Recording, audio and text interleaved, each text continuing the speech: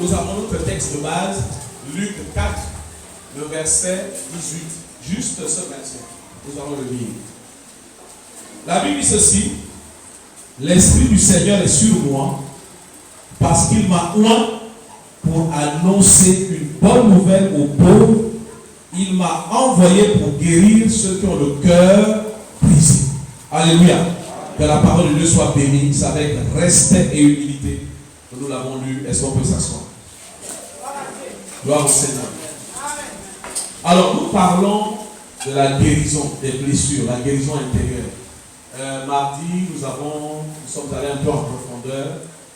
C'est des enseignements consistants. On peut aller très loin en détail. Enfin, on peut aller dans les détails, mais on peut aborder beaucoup de points. Vous savez, on a surtout abordé les blessures que nous avons dans l'enfance, qui naissent dans l'enfance. C'est pour ça que nous avons abordé mardi. Et nous avons généralement dans l'enfance les blessures qui nous marquent le plus, qui restent indélébiles. C'est ce que nous avons eu de nos parents. C'est la mère, c'est le père. Si j'ai un problème avec ma femme, il y a une solution. C'est Jésus. Et le pire peut arriver. Un enfant, on peut le remplacer. Il y a beaucoup de choses qu'on peut remplacer. Je suis licencié, bon, je peux laisser mes collègues ici, je vais en trouver d'autres, si je suis encore en âge de travailler. Mais les parents ne peuvent pas les changer. On ne peut pas changer un père, on ne peut pas changer une mère. Et Dieu a fait une chose dans la Bible, c'est qu'il a conditionné la bénédiction d'un être humain. Il a conditionné la bénédiction d'un être humain par l'obéissance. La Bible dit: honore ton père et ta mère. Alléluia. Peu importe ce qu'il est, peu importe ce qu'il fait, mais tu dois l'honorer. C'est vrai que c'est difficile, surtout dans les cas incestueux. Quand ton père t'a violé, comment tu peux l'honorer? Mais la Bible dit qu'il faut transcender ça. Et c'est pourquoi Dieu nous a fait cette grâce, d'abord d'être lavé par le sang de Jésus, pour que toute la culpabilité, toutes les saletés, tout ce qui nous déshonore soit lavé. C'est un peu avec ça qu'on va terminer ce matin. Donc c'est quand même important. Aujourd'hui, on va juste voir le principe. On ne va pas aller en détail dans les exemples. Mais il faut comprendre qu'il y a des blessures que nous pensons, pas penser, hein, mais que nous pensons. Ça veut dire que nous couvrons. Et puis ça se révèle un certain moment. Je racontais l'histoire, je ne sais pas si c'était mercredi, mardi. Une jeune fille qui était violée par son père. Et il s'est passé un phénomène, c'est qu'elle a grandi. Ça s'était arrêté un moment. Elle a grandi. Et puis, elle est partie faire des études hors de la maison. Et elle a rencontré quelqu'un. Mais cette personne, elle a rencontré en Christ. Alléluia. Ils ont fait le chemin chrétien. Le chemin chrétien, ça veut dire on est fiancés, on en parle au pasteur, on nous présente à l'église, et puis les choses se passent. Ils ont fait 3 mois de fiançailles dans cet élan, et puis après, ils se sont mariés. Mais, la première fois que son mari s'est mis nu devant elle, elle a eu tout de suite le visage de son père. Elle n'a pas pu avoir de rapport avec son mari. Ça a duré 3 mois. Ça veut dire qu'après le mariage, pendant 3 mois, ils n'ont pas eu de rapport. Parce que chaque fois que son mari voulait s'approcher d'elle, elle pleurait, elle refusait, elle le chassait. Ça se passait très mal. Et le frère, tout naturellement, comme l'a eu Joseph en passant dans l'histoire de Jésus, a décidé de s'en séparer. Donc, elle a parlé avec le pasteur et dit: pasteur, ça fait 3 mois. Le pasteur dit: ah bon, je dois chanter les cantiques, là, je pense que vous chantez la joie. Donc, vous vivez ça. Alors aussi, nous les chrétiens, comment nous sommes? On ne sait pas dire je souffre. Dis à celui qui est à côté de vous, apprendre à dire je souffre. Quand tu dis je souffre, dis-le Lucas, dis-lui, quand tu dis je souffre, on peut t'aider.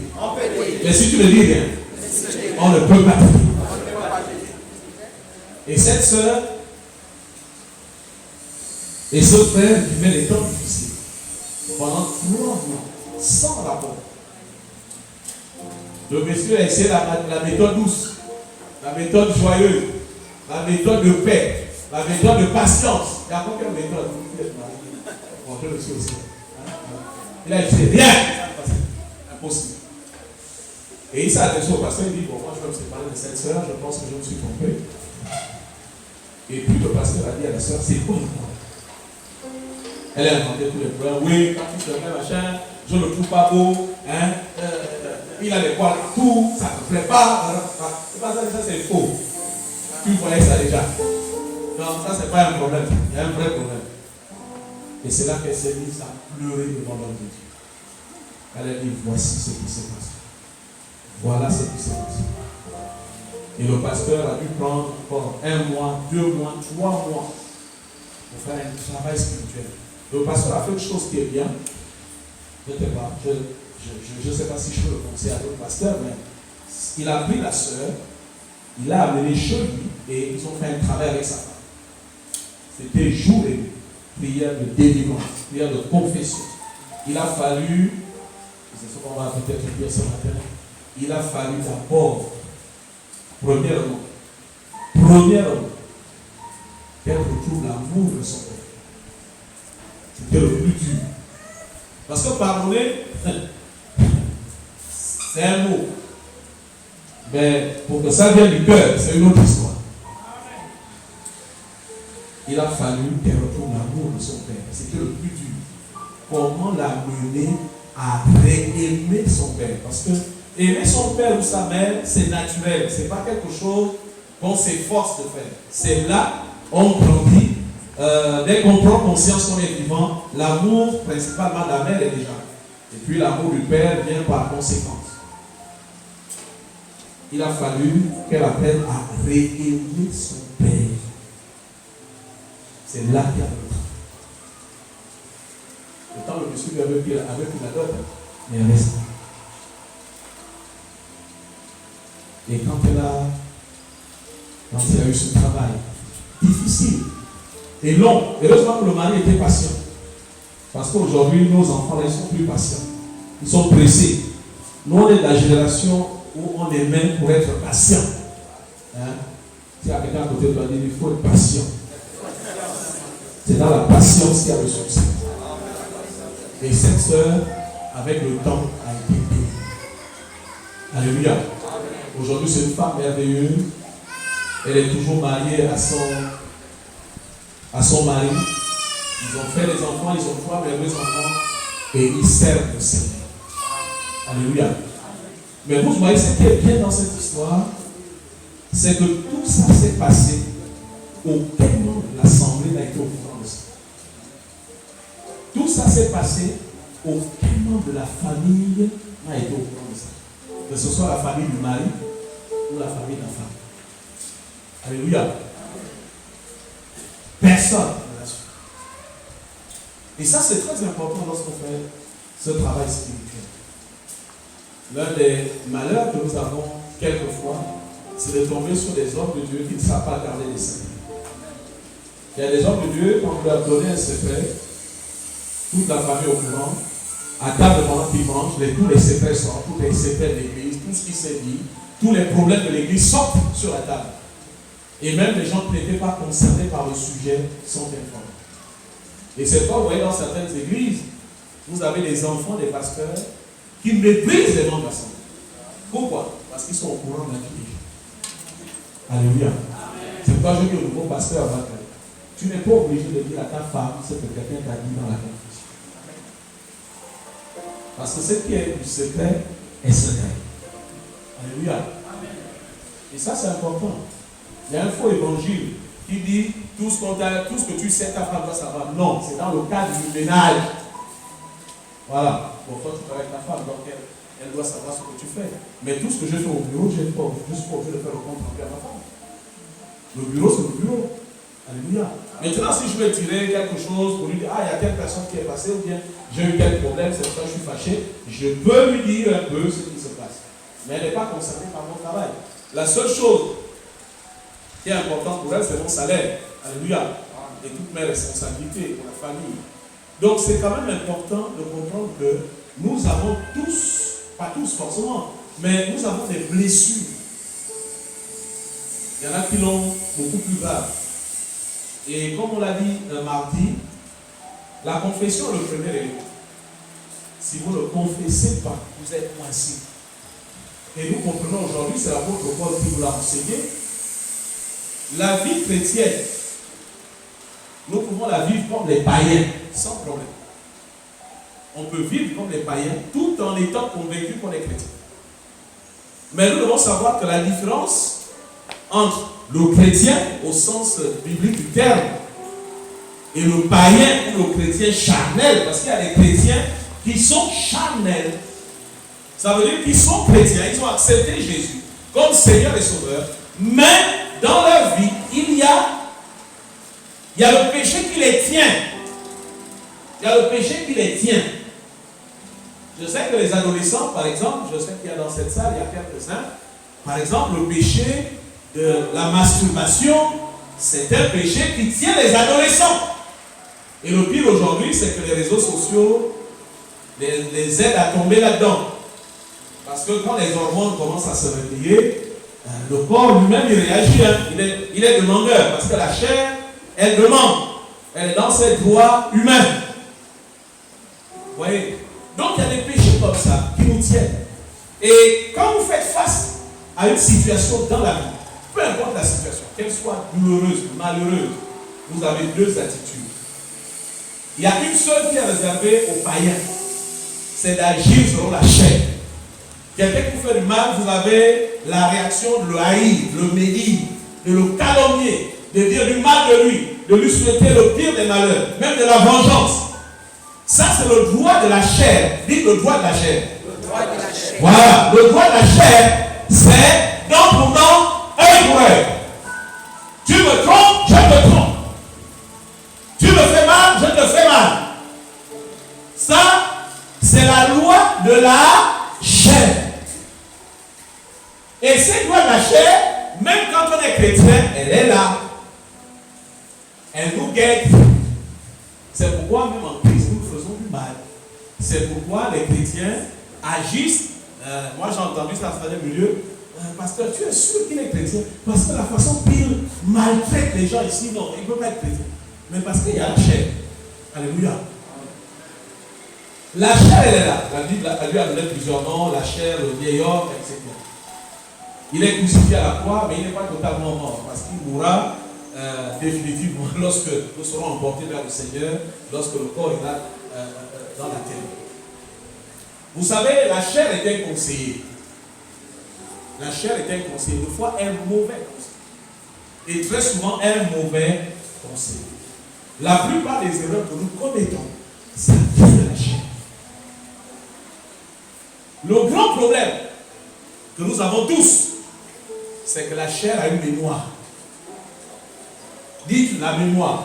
La mémoire. La chair a une mémoire. La chair a une mémoire. La chair va toujours vous ramener les personnes qui vous ont fait du tort. Deux fois tu dors, tu attends le sommeil, et puis la pensée de quelqu'un qui t'a fait du mal réapparaît. Ça vous arrive pas? Tu n'as même pas pensé à lui la journée. Parce que la chair a la mémoire. Alléluia. Amen. La chair a la mémoire de celui qui t'a trompé, de celui qui t'a trahi, de celui qui t'a violé, de celui qui t'a escroqué, de celui qui a abusé de toi. Et la chair te conseille le comportement que tu dois avoir si ce genre d'épreuve arrive à nouveau. C'est là la chair. Ok, j'ai été marié, ma femme m'a trompé. Ok. J'ai eu la douleur, je crois qu'elle est partie. Elle n'est pas partie. Parce que la chair a la mémoire. Me voilà commencé, pas moi, hein, je prends un exemple. Hein. Soyons clairs. Voilà, me voilà, je reprends une relation avec une autre femme. Mais la chair te dit, attention, tu as déjà été. Voilà. Et la chair va te dire, ne te laisse plus tromper une nouvelle fois. Donc, vous voyez, la chair commence à vous modifier. La chair commence à vous transformer. Vous étiez un monsieur aimable, un monsieur gentil, un monsieur avenant, un monsieur qui aime faire des cadeaux, la chair va te dire, l'autre il a offert une voiture. Regarde ce qu'elle a fait. Donc fais attention avec cela. Donc voilà une nouvelle femme qui arrive avec l'autre, qui va subir ce que la chair de son mari a retenu des expériences passées. Prends la main de celui qui est à ta gauche, à ta droite, ne te laisse pas manipuler par la chair. Ne laisse pas la chair faire de toi quelqu'un de différent. Sois ce que Dieu veut que tu sois. Alléluia. Donc, la chair va agir avec sa mémoire. Et puis, ce qui est amusant, c'est que la femme va te dire, mais ta nouvelle femme va te dire, mais moi tu me laisses prendre le taxi, mais l'autre, quand tu es avec toi, tu lâches une voiture.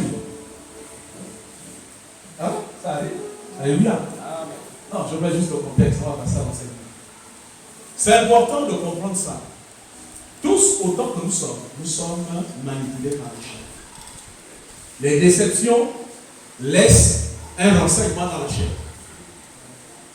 Les trahisons laissent un renseignement dans la chair.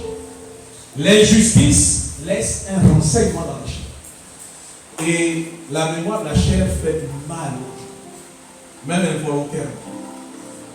Alléluia. Du mal. Combien d'événements, combien de situations qui ont été infectées par la chair.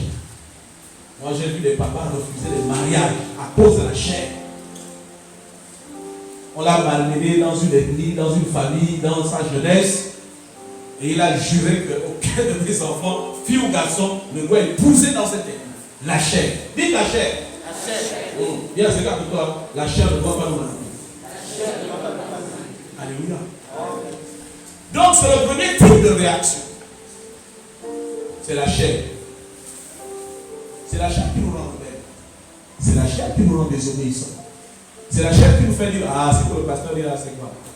Même si on dit la sanctification, moi je peux vivre, Dieu connaît mes faiblesses. C'est la chair. La chair vous conseille. Mais ce que la chair ne vous dit pas, c'est qu'il y a des conséquences.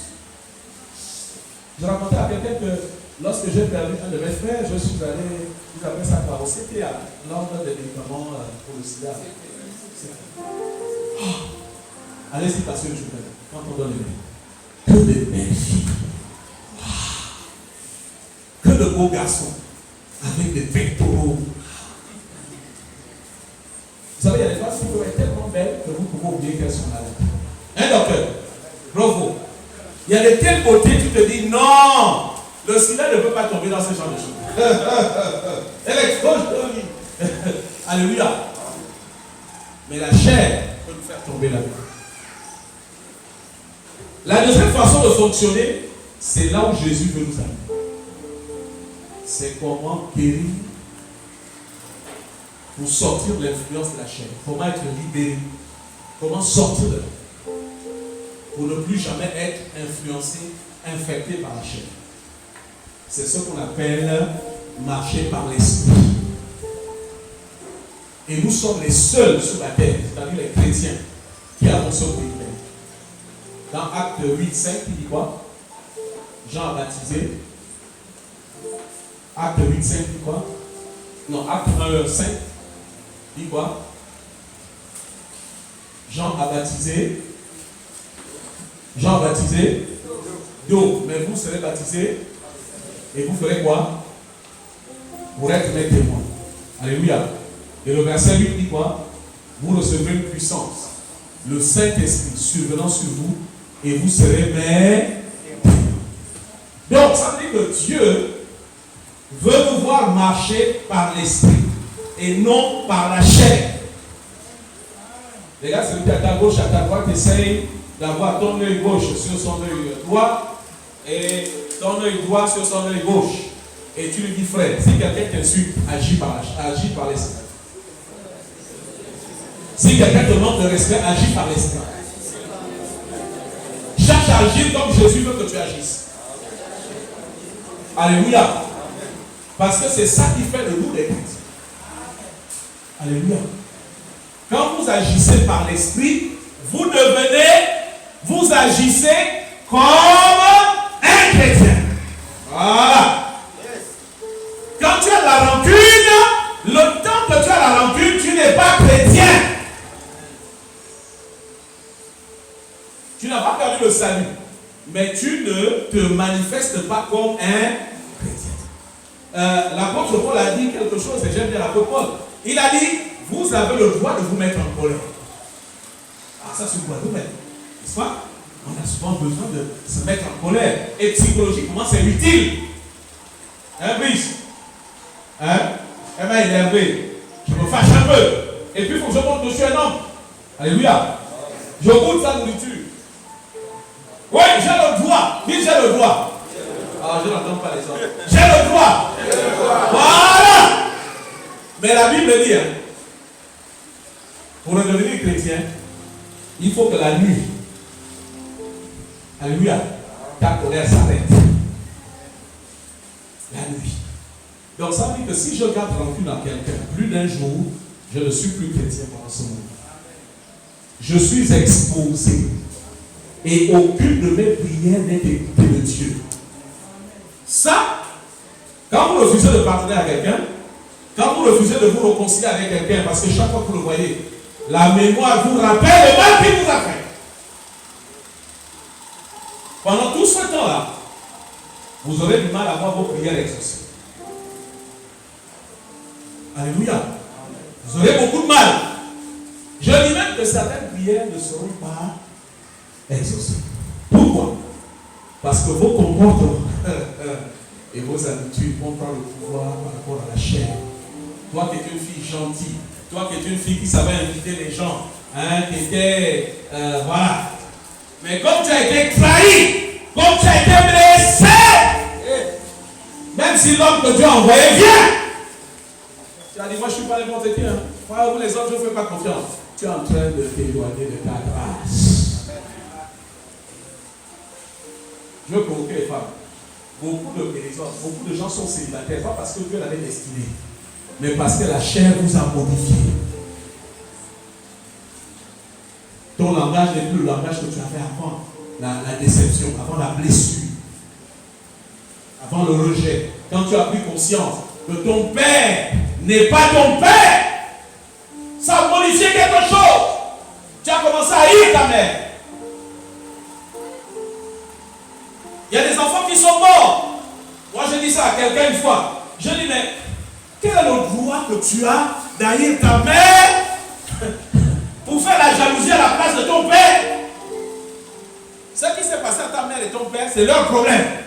Toi, vis ta vie. Oh, j'en vais à ma mère. Pourquoi? Parce que mon père n'est pas mon père. Ben, tu es vivant ou pas? Oui. Tu es en bonne santé ou pas? Oui. Mais alors, mets ta vie. Honore ton père et ta mère.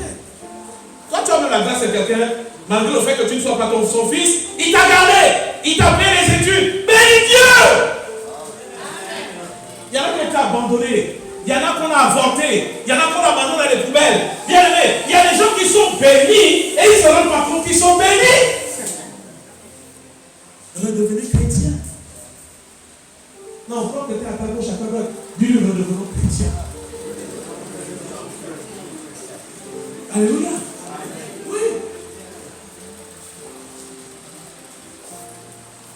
Moi j'aime bien la climatisation, mais elle a un défaut, c'est que quand tu es seul, tu as froid la nuit. Vous savez que le froid vous réveille. Frère, garde ta femme. Elle n'est pas parfaite. Garde-la. Parce que tu ne sais pas pourquoi Dieu l'a mis à tes côtés. Elle n'est pas parfaite. Aucune femme n'est parfaite. Aucun homme n'est parfait. Joue ton rôle. Sois capable de rendre quelqu'un heureux, heureuse. Nous avons été conçus, nés de nouveau, pour ne plus agir selon la chair. Est-ce que c'est facile? Non! Parce que la Bible dit que la chair et l'esprit font quoi? Ils se disputent, ils se font la guerre, pour que personne d'entre nous n'accomplisse la volonté de Dieu. La chair nous fait faire des choses qu'on ne veut pas. La chair ne veut pas que vous obéissiez à Dieu. Je vais vous dire quelque chose, c'est pas grave, c'est filmé, mais je ne veux pas citer les mots. Pendant un moment, j'ai souffert de quelque chose qui m'a fait très très mal pendant longtemps. Je pensais que c'était réglé dans mon cœur. Et j'ai commencé à sentir les problèmes, c'est dans la prière. je n'arrivais pas à prier. Chaque fois que je me mettais à genoux, les pensées revenaient. Les pensées revenaient. Les pensées revenaient. Ça veut dire, vous avez lu la parole de Dieu. Vous avez confessé la parole de Dieu. Et vous mettez à genoux pour prier. Il y a des pensées qui viennent.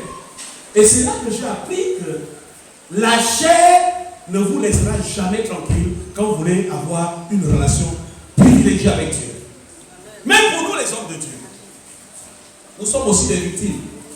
Si on laisse la porte ouverte, vous laissez une petite porte ouverte à la chair, elle vous prend toute la place. Et Dieu m'a dit, repars te reposer. Repars demander pardon. Tu dis, mais Seigneur, on a déjà réglé ça, on s'est demandé pardon. Dieu m'a dit, son cœur n'est pas encore guéri. Tu as demandé pardon à quelqu'un, Dieu te dit, son cœur n'est pas guéri. Dieu te dit, repars. Alléluia. Et c'est quand tu repars que tu te rends compte que mais c'est vrai. Parce que nous, ça dépend des caractères. Nous, on est le genre de personne, le problème est qu'on passe à autre chose. Mais tout le monde n'est pas comme ça. Surtout les femmes. Alléluia. Elle garde tout intact. Avec le film, les vidéos, le ralenti. Elle a ça dans le cœur. Elle a même les détails. Elle connaît même la couleur de l'assiette. Elle se souvient même qu'en 1991, à 18h30, on était en train de manger. L'assiette était rouge. Et ce jour-là, le ciel menaçait. Elle a même la vidéo. Elle repasse la vidéo quand elle te parle. Alléluia. Et j'ai été délivré. Parce que j'ai réussi à délivrer quelqu'un. C'est ça marcher par l'esprit. Peu importe le mal que quelqu'un nous a fait, nous avons le pouvoir de marcher par l'esprit. C'est pourquoi j'aimerais dire à quelqu'un ce matin, la délivrance, c'est toi qui détiens les clés. On peut te délivrer des démons, on peut te délivrer des malédictions, mais on ne peut pas te délivrer de tes blessures tant que tu ne les confesses pas. Alléluia. Dis à quelqu'un, on ne peut pas te délivrer de tes blessures si tu ne montres pas la plaie. Quand on a une blessure, on va à l'hôpital, on montre sa plaie. Il y a des moments où nous avons des abcès, n'est-ce pas, docteur? On a des abcès à des endroits qu'on ne veut pas montrer aux gens. Vrai ou faux? Est-ce que devant le docteur, tu vas avoir honte? Pourquoi? Parce que ça fait mal. Hein, Alicia? Si on a l'abcès à un endroit qu'on n'aime pas montrer aux gens, on va blaguer un peu. Est-ce qu'on peut blaguer un peu? Quand tu sais que le médecin va te consulter à un endroit où on ne montre pas aux gens, on porte le meilleur slip et on s'assure qu'il n'est pas percé. Donc,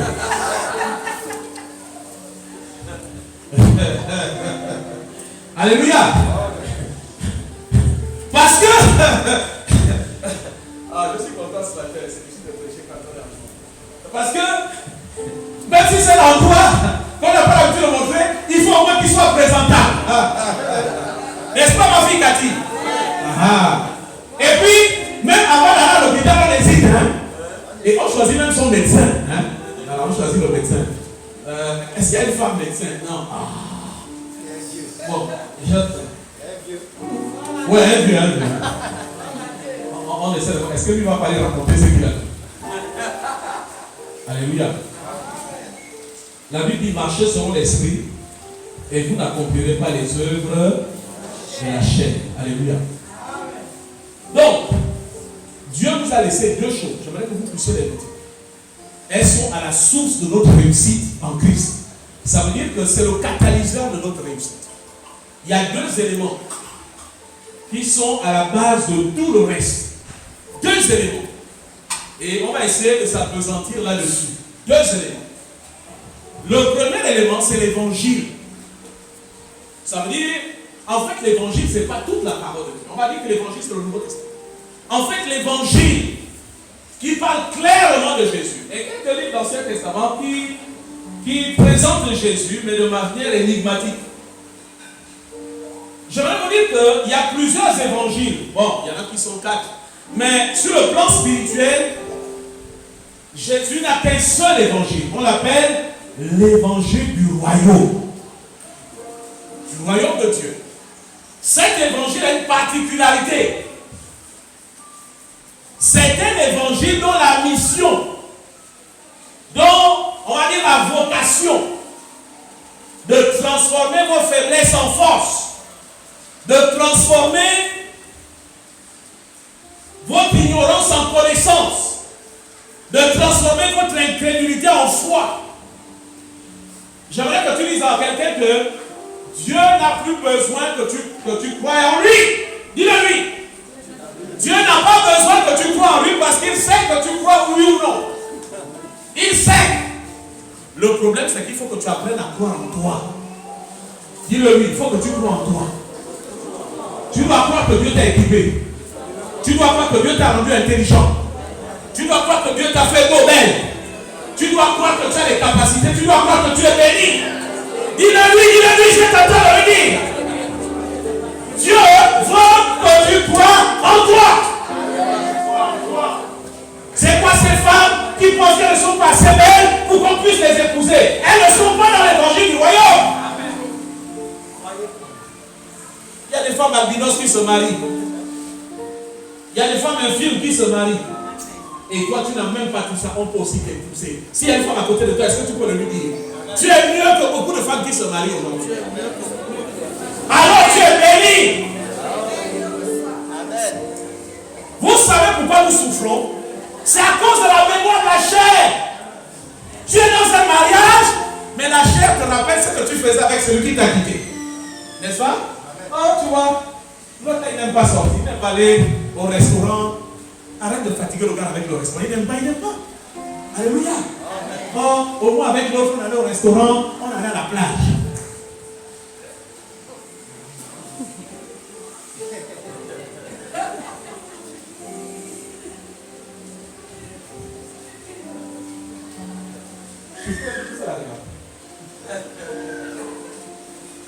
Dis-lui après être avec ce qu'il a. Non, dis-lui, un homme ne peut donner que ce qu'il a. Apprends à donner ce que tu as. Je vais vous dire quelque chose ce matin. Si vous épousez ou bien vous commencez avec, parce qu'épouser, on est à une autre étape.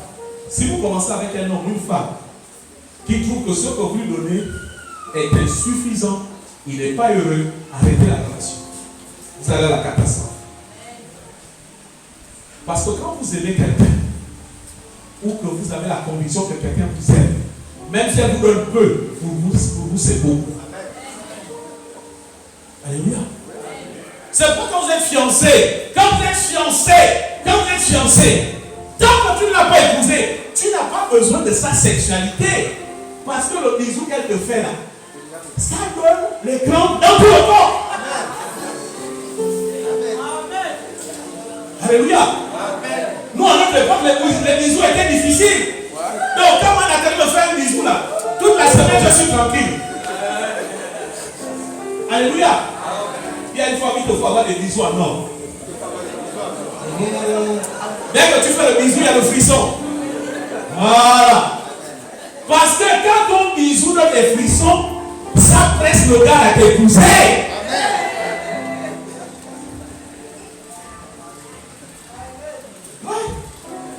Mais si tu lui donnes déjà tout, ça va retarder le mariage.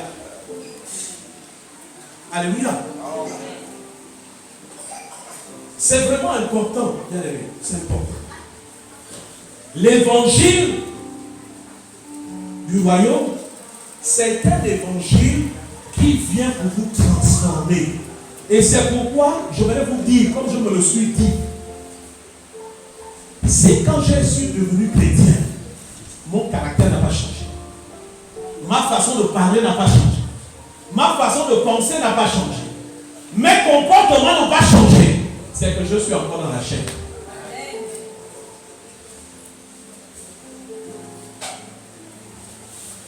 C'est pourquoi ce n'est pas étonnant d'entendre des chrétiens. Pasteur, ce que tu me demandes là, c'est trop. Je ne peux pas pardonner. Tu ne sais pas comment ça m'a fait mal. Mais tu es dans l'esprit. L'esprit ne souffre pas. Jésus avait les clous aux pieds. Il avait les clous dans les mains. Il a dit, Père, pardonne-leur, car ils ne savent pas ce qu'ils... Vous êtes sûr qu'ils ne savaient pas qu'ils clouaient Jésus sur la croix? Vous êtes sûr qu'ils ne savaient pas que les clous, ça fait mal aux pieds? Alléluia. Mais parce qu'ils ne savaient pas que c'était le Fils de Dieu. J'aimerais dire à quelqu'un ce matin, celui qui te fait du mal, tu es sa source de salut.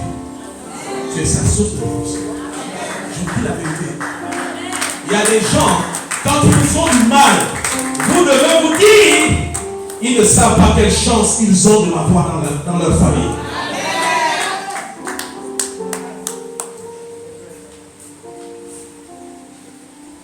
Amen, tu le lui dis. Ils ne savent pas quelle chance ils ont de t'avoir dans leur famille. Dans ta famille. Dis-le à quelqu'un à ta gauche, à ta droite. Quand un enfant te manque du respect, dis-lui, mon Dieu, il ne sait pas la grâce qu'il a de m'avoir comme mère. Je l'aurais enfanté, j'aurais vu là où il est. Mais je l'ai gardé, je l'ai dans le sein. Et aujourd'hui, il me fait le malin. Il ne sait. Ne le maudissez pas. Ne le maudissez pas. Dites seulement parce que c'est une vérité. Ça vous délivre. Alléluia. Parce que quand vous êtes en colère, il y a une façon de parler qui vous empêche de maudire. C'est dire, mon Dieu, il ne réalise pas qui je suis pour lui. Sans moi, il ne serait pas ce qu'il est aujourd'hui. Parce qu'il peut peut-être draguer les filles, il pense que moi, sa mère, je n'existe plus. Il dit, mais ta nourriture n'est pas bonne. Alors, la nourriture qui t'a nourri, qui a fait de toi le costaud que tu es? Seigneur, il ne sait pas. Mais il le saura. L'évangile du royaume, il y a l'évangile des églises. L'évangile des églises, c'est de faire le nombre. Il faut qu'on soit les plus nombreux, il faut qu'on ait beaucoup de Bibles, beaucoup d'offrandes. Ça, c'est l'évangile des églises. Mais l'évangile du royaume, c'est l'évangile qui te transforme. C'est l'évangile quand tu regardes le miroir. Vous savez, avant que je ne sois chrétien, j'avais un complexe sur ma cicatrice. Et il m'était souvent, j'avais toujours envisagé d'aller faire la chirurgie esthétique.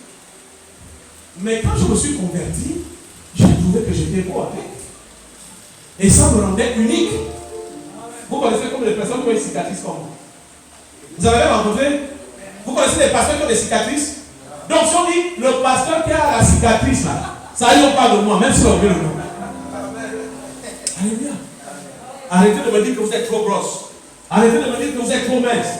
Arrêtez de me dire que vous n'êtes pas très grand. Alléluia. Parce que c'est Dieu qui a choisi qui vous êtes. Alléluia. Et si quelqu'un ne vous apprécie pas, il y a quelqu'un qui vous cherche, qui vous appréciera.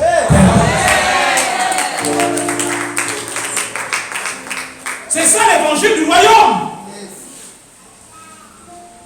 Ne vous laissez pas abattre parce que quelqu'un vous a critiqué, parce que quelqu'un ne vous aime pas. Quoi le problème? C'est pas grave, il n'est pas le seul. Elle n'est pas la seule. L'évangile du royaume, c'est l'évangile qui t'amène sur les chemins qui vont te faire réussir. C'est l'évangile qui t'amène vers les personnes qui vont te lever. C'est l'évangile qui t'amène vers les personnes qui vont t'encourager.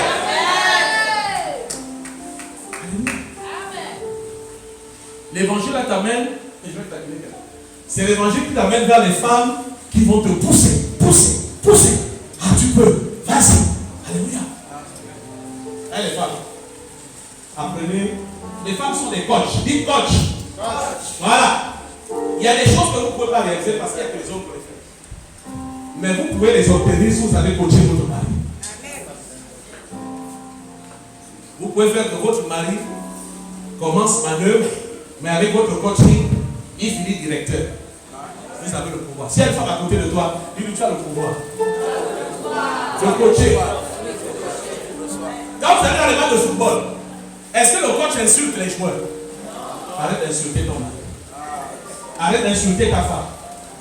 Oui, vas-y, c'est un pénalty, tu peux le réussir. Même si les choses, tu dis, ah, non, écoute, la prochaine fois, tu vas réussir.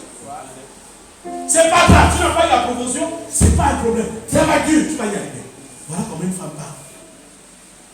Mais une femme qui dit, toi là, tu ne vaux rien. Tous les autres ont la promotion, ça sauf toi. Tu n'es pas coach, tu es destructrice. Et ce n'est pas l'esprit qui parle, c'est la chair.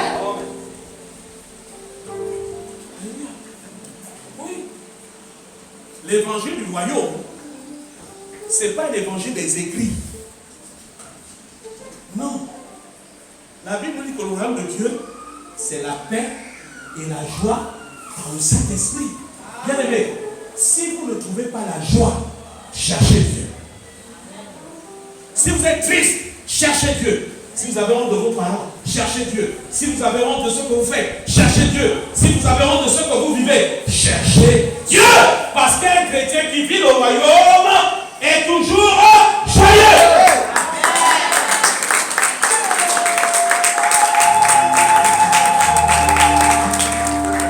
Dès que tu commences à calomnier, tu n'es plus dans le royaume. Tu n'es plus. Déjà, vous avez vu. Est-ce que calomnier quelqu'un l'a déjà rendu malheureux? Mais qui souffre? C'est toi qui calomnie? C'est toi qui calomnie qui souffre? C'est toi qui auras des cauchemars après avoir calomnié? Oui. Quelqu'un qui vit le royaume ne suit pas les rumeurs. Ne suit pas les rumeurs. Je voudrais vous dire ce matin, vous devez avoir le discernement. Quelle que soit l'église où vous allez, ici ou ailleurs, cherchez les chrétiens qui peuvent vous aider à grandir dans la foi. Vous êtes dans une église, le chrétien passe le temps à calomnier les pasteurs. Fuyez-le!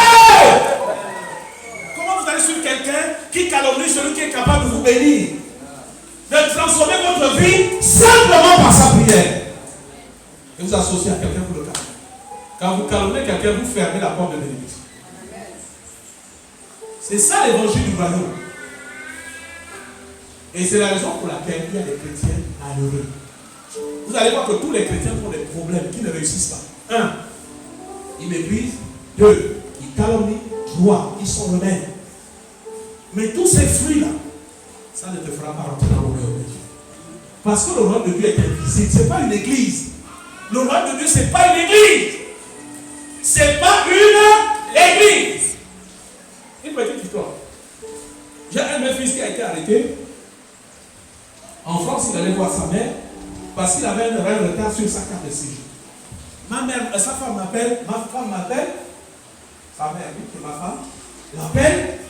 Elle dit, on a arrêté Jérémie. Comme il y a le contrôle, on l'a arrêté. Qu'est-ce que j'ai dit? Et elle a fait la blague. J'ai dit, il n'y a aucun avocat qui est sorti de moi qui n'est pas venu. Alléluia. J'ai dit, il n'y a aucun avocat qui est sorti de moi qui ne soit pas béni. Donc, il ne restera pas. Après, je me dis, est-ce qu'il y a des avocats qui ne sont pas sortis de toi? J'ai dit, non, c'était la formule. C'était la rhétorique. Il ne faut pas chercher les problèmes à l'heure où nous sommes. Elle m'a rappelé 3 heures après, oh non, ils l'ont libéré. Il avait tous les papiers sur le jet. Il ne fallait même pas me rappeler. Je ne sers pas Dieu pour que mes enfants souffrent. Dis la Seigneur à toi. Ne sers pas le Seigneur pour que tes enfants souffrent. Sers le Seigneur pour que tes enfants vivent des miracles. Alléluia. Vous êtes chrétiens pour que vos enfants vivent des miracles. Mais pour cela, il faut dans le royaume. On va parler de temps écoulé. Vous m'accordez encore 15 minutes? Alléluia. La deuxième chose, juste 15 minutes. La deuxième chose que Dieu nous a donnée, la deuxième chose, à part l'évangile du royaume, qui est le premier élément, c'est de ces 2 éléments que sont bâtis toute la vie chrétienne. La prière, le jeûne, l'intercession, le ministère. C'est sur ces 2 choses. Premièrement, l'évangile du royaume. Discerner l'évangile du royaume. Alléluia. Discerner. La deuxième chose, c'est le Saint-Esprit. Bien aimé, j'aimerais dire à quelqu'un ce matin, tu n'es pas baptisé du Saint-Esprit. C'est ton droit d'harceler les pasteurs.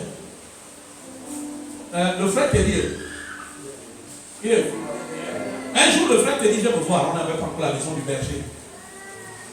Je ne sais pas si c'est toi. C'est toi. C'est toi qui avais prié pour le baptême du Saint-Esprit dans un bureau. C'était toi. Voilà. Il vient me voir, je priais pour il avait des situations de maladie. Et puis, on était dans le bureau, on n'était pas dans une réunion. On était dans un bureau. J'ai prié pour lui, j'ai dit, reçois le Saint-Esprit il a parlé en langue. Dans le public. Le Saint-Esprit, c'est le seul esprit. Je vous prie de noter 1 Corinthiens 2, à partir du verset 9, 10, 11, 12 et autres. Le Saint-Esprit, c'est le seul esprit. 1 Corinthiens 2, à partir du verset 9. Parce que là, ça parle de celui qui est conduit par l'esprit, celui qui reçoit l'esprit de la chair ou l'esprit, celui qui marche par l'esprit de l'homme et l'esprit de la chair, l'esprit de Dieu. Le Saint-Esprit, c'est le seul esprit qui vous maintient dans la présence de Dieu. Si vos prières deviennent difficiles, je ne parle pas de la durée, parce que l'histoire de la durée des prières, les gens qui disent, moi je prie 15 heures, ça n'importe quoi. Tu as prié 15 heures, le ciel ne s'est pas ouvert, c'est que ta prière ne s'est là. Amen. Parce que Jésus, pour prier pour un malade, c'était 2 minutes, même pas 1 minute. Quelques secondes, la personne était délivrée. Donc, ce n'est pas la durée, c'est la sincérité quand vous priez. C'est la conscience que vous êtes dans la présence de Dieu. C'est ça les deux choses qui font la prière. C'est la conscience que vous êtes dans la présence de Dieu. Et la sincérité de vos paroles. Sauf que vous exprimez. Seigneur, le frère en paix, il m'a fait mal. Seigneur, je te dis, alors je te parle, je ne l'aime pas. C'est ça la sincérité. Amen. Ne viens pas dire à Dieu, Seigneur, j'essaie de l'aimer. C'est un mensonge. Dis la vérité. Dis, je ne l'aime plus. Chaque fois que je le vois, mon cœur est en colère. Parce que Dieu n'exauce que les gens qui sont sincères. N'essayez pas d'être parfait dans la présence de Dieu. N'essayez pas d'être parfait par vos paroles. Dieu n'est pas séduit par la rhétorique, parce que Dieu écoute l'état du cœur. Il veut s'assurer que ce qui sort de votre bouche est en accord avec ce que vous avez dans le cœur. Donc, le Saint-Esprit, son rôle, c'est de vous orienter, c'est de vous forcer, c'est de vous pousser à vous comporter comme des enfants de Dieu. C'est pourquoi Jésus a dit, vous recevrez le Saint-Esprit, acte 1, 8, et vous serez mes témoins. C'est une puissance qui vous aide. Quand on a tué Jésus, qu'est-ce que Pierre a fait? Il a renié Jésus. Vrai ou faux? Il a renié Jésus. Jésus était là. Il a renié. Vous pouvez lire la parole de Dieu. Elle va vous donner la connaissance. Mais si vous n'avez pas l'esprit de Dieu, vous allez avoir peur, vous allez avoir honte, vous allez fuir. Vous n'aurez pas le courage. Parce que quand vous avez le Saint-Esprit, Pierre, quand il a reçu le Saint-Esprit, il a prêché devant combien de personnes? 3000 personnes. Et quand il n'y avait pas Jésus, il a renié Jésus devant combien de personnes? Une seule personne, une femme. Comment un homme peut avoir peur d'une femme? Une femme. Bien, mais c'est grave. Tu es chrétien et tu as peur. Tu es chrétien mais tu as honte. Tu es chrétien mais tu es timide. Tu es chrétien, tu es paresseux. Tu es chrétien, tu es négligent. Tu es chrétien mais dès qu'on parle de celui qui fait mal les choses, c'est ton nom qui sont en premier. Tu n'es pas conduit par le Saint-Esprit. Les gens qui sont conduits par le Saint-Esprit, on les célèbre. On les célèbre. On dit du bien. Bien-aimé, tu es une soeur, tu es un frère. J'aimerais que ta femme, j'aimerais que ton mari dise, j'ai de la chance de t'avoir. Je n'aurais jamais pu être heureux avec quelqu'un d'autre qu'avec toi. Bien-aimé. Quand un enfant de 6 ans te dit, papa, tu reviens quand? À 10 ans. Papa, tu reviens quand? Tu me manques. Un enfant de 6 ans n'a pas besoin encore de son père, c'est surtout de sa mère. Mais quand un enfant réalise que tu es l'une des plus belles choses que Dieu lui a données, vous êtes un homme heureux. L'argent ne peut pas remplacer ça. Alléluia. L'argent ne peut pas remplacer cela. Le Saint-Esprit vous maintient. Le Saint-Esprit rend vos prières faciles. Le Saint-Esprit vous donne un courage que vous n'avez pas. Le Saint-Esprit vous donne l'autorité devant les gens. Ah oui!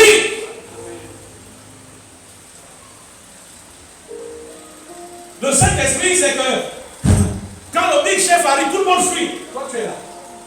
Oui, patron, c'est ton le. Alléluia. Parce que ta chair ne te guide pas. C'est l'Esprit qui te guide. Amen. Regardez, la Bible parle de Daniel. Tout un pays s'était incliné devant une statue. Daniel a dit, je préfère mourir que de vaincre. David a vu Goliath qui insultait. Goliath, c'était plus de... Bon, les calculs disent que c'était presque 3 mètres. Mais quelqu'un qui a 3 mètres, j'avoue qu'il faut avoir du courage pour aller l'affronter. Un enfant de 16 ans. Il dit, je préfère que tu me tues que de vivre dans un peuple qu'on insulte Dieu. Mais je sais que mon Dieu ne m'abandonnera pas longtemps. Aujourd'hui même, je vais te couper la tête. Et vous savez quoi il va te couper la tête? Avec une fronde de 5 cailloux. Voilà les gens qui sont conduits du Saint-Esprit au Saint-Esprit. Est-ce que tu as le bac? Non, je n'ai pas le bac. Mais l'intelligence que Dieu m'a donnée, c'est le niveau ingénieur. Alléluia. Alléluia. Laissez-moi seulement travailler un seul jour. Et vous n'allez pas regretter la grâce que je suis pour vous. Amen. C'est pourquoi j'aimerais dire aux chrétiens, vous qui travaillez pour des personnes, vous devez être des bénédictions. Tu gardes la boutique de quelqu'un, tu dois lui rapporter de l'argent. C'est quoi ces chrétiens qui appauvrissent les autres? Amen. Il faut que les musulmans te discutent. Non, je préfère qu'un chrétien tienne ma boutique parce que je sais qu'il ne me volera pas 5 francs. Et il va faire venir ses frères. Il va multiplier les clients. Pourquoi les chrétiens n'ont plus de bonne réputation? Tu es ménagère. Il faut qu'un homme puisse dire, sans te le dire, mais ma femme ne te tient pas à la maison comme ça. Parce que si te le dit, il va créer un incident. Quand tu regardes la chemise, jamais femme n'a repassé ma chemise comme la mienne. Alléluia. Dieu veut les chrétiens que l'on célèbre. Des chrétiens qui ont une bonne réputation. Alléluia. Oui. J'aimerais que le jour te recrute. La personne qui recrute est dans l'ambigu. Il est perturbé parce qu'il se dit, on m'a déjà dit que je dois recruter tel. Mais quand je te vois, tu es la personne que je veux. Voilà le genre de chrétien qu'on veut voir. Dis-le à ceux qui sont à côté de toi. Voilà le genre de chrétien qu'on veut voir. Qui met les chefs dans l'embarras. On a décidé en fin d'année que c'est elle qui aurait la promotion. Mais je ne dors pas. Parce que dans mon cœur, c'est toi qui mérites cette promotion. Voilà le genre de chrétien dont on a besoin. Il faut que quelqu'un te dise, mon fils, s'il te plaît, est-ce que tu connais quelqu'un qui peut m'aider à pousser ton dossier? Parce que c'est toi que je veux. C'est toi que je veux. C'est toi que je veux. C'est toi que je veux embaucher. Il faut que les chrétiens soient à cette dimension. Chanter les cantiques, c'est bien. Venir à l'église, c'est bien. Lire la Bible, c'est bien. Mais si ça ne produit pas des chrétiens qui donnent du témoignage à la gloire de Dieu, ça ne sert à rien. Alléluia. 2 choses. Retenez-les ce matin. L'évangile du royaume. C'est pourquoi tous ceux qui ne lisent pas la Bible, vous êtes foutus. Je vous dis la vérité. Lisez le Nouveau Testament en audio ou en écrit. Vous êtes foutus. Pourquoi? Parce que la foi vient de ce qu'on entend. Si votre foi vient des critiques, c'est la chair qui va répondre. Alléluia. Oui. Regardez une expérience.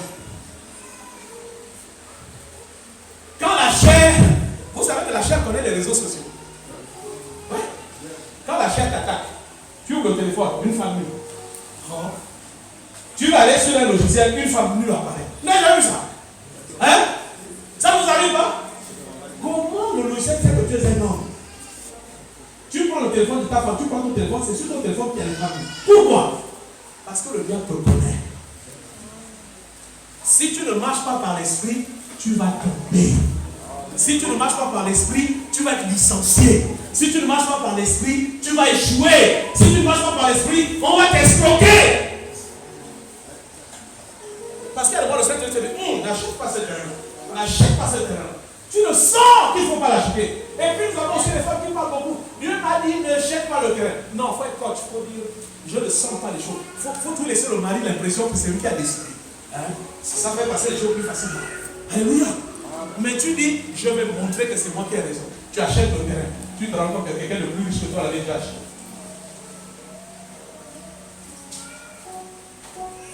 Alléluia. Le Saint-Esprit vous maintient. Quand vous avez le Saint-Esprit comme compagnon, la sanctification n'est pas un problème. Il y a la sanctification bas de gamme de la maternelle. Ne bois pas, ne fume pas, ne va pas en bois de nuit, ne fais pas ci, ne fais pas... Ça, c'est la maternelle. Mais la sanctification du cœur, c'est l'esprit. Tout le monde sait que tu es gentil. Mais quand tu rentres chez toi, tu as les mauvaises pensées sur les gens. Le Saint-Esprit voit. Alléluia. Est-ce qu'on peut se lever? Et nous allons le laisser aussi.